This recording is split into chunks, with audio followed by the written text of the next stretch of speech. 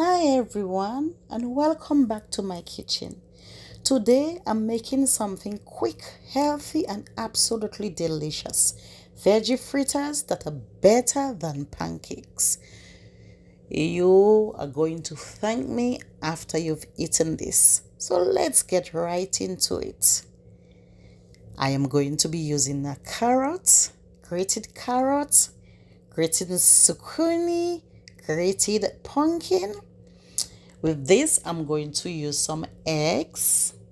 I'm using some flour, some milk, bell pepper, onion, and chive. And you're going to mix it together and a seasoning of your choice. This time I'm using lemon pepper seasoning and some salt, and I'm using some barbecue sauce. So wait till the end.